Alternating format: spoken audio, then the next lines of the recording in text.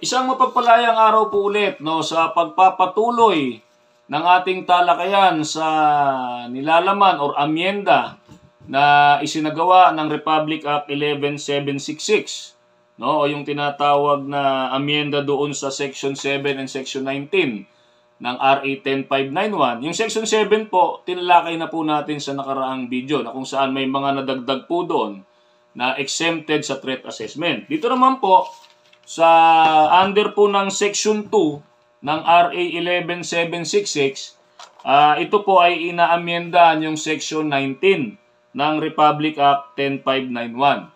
So, sabi rito, sa Section 19, ito po ay may kinalaman sa renewal, no?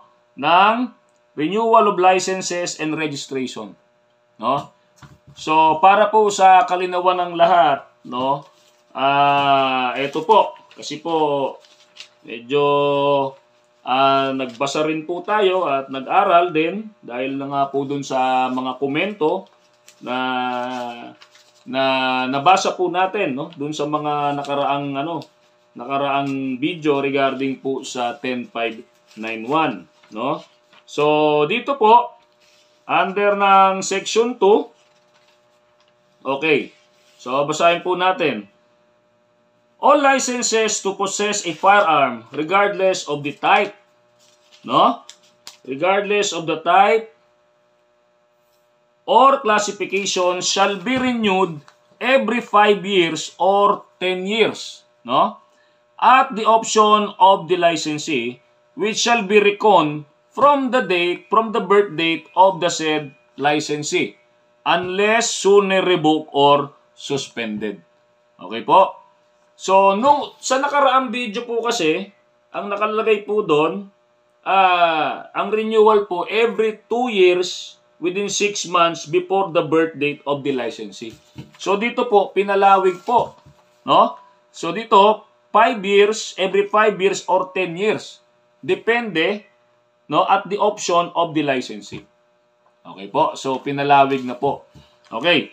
So, failure to renew the license on or before the date of its expiration shall cause the revocation of the license and of the registration of the firearm or firearms under said licensee. So, yan po yung provision dito. Ikalawa po dito sa yung una pong tinutuko, yung po yung firearms license, no? License to possess a firearm. Yun po yung una. Okay. So, dito po naman, yung pangalawang talata, the registration of the firearm shall be renewed every 5 years. Registration naman po yung pinag-uusapan dito. Yung pagpaparehistro po ng barel, no? So, ganun din po, pinalawig din po, every 5 years or 10 years at the option of the licensee, which shall reckon from the birth date of the said licensee. So, sa birth date pa rin po nakabase, no? Unless sooner or revoked or suspended. Failure to renew the registration of the firearm on or before the date of expiration shall cause the revocation of the license of the firearm. The said firearm shall be confiscated or forfeited in favor of the government after due process. Of course, dadaan naman po yan sa tamang due process. The failure to renew license or registration, whether of the two, no? Kasi or ang ginamit di ba?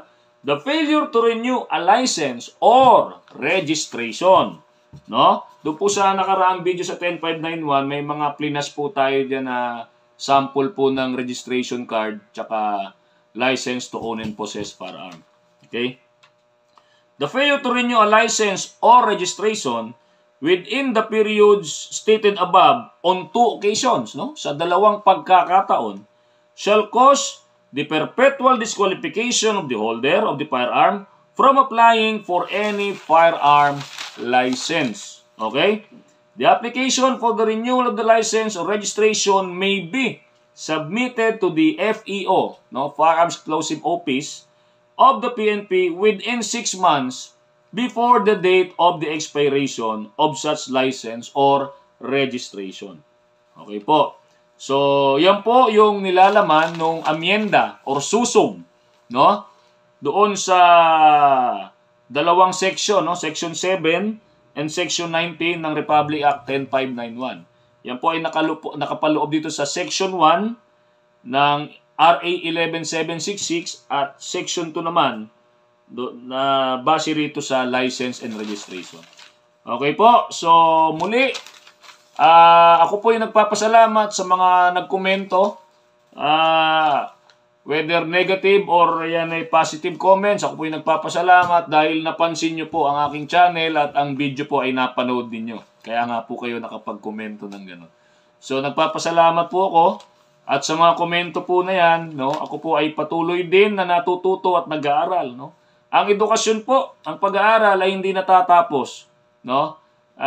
Dahil tayo ay nagkaroon ng diploma, no? Ito po ay patuloy habang tayo po ay nabubuhay sa mundo at nakikipag-interaksyon sa kung sino man sa pamamagitan ng personal interaction, social media or what, tayo po ay patuloy na natututo, no? Bawat araw po, yan po ay tinitreasure natin.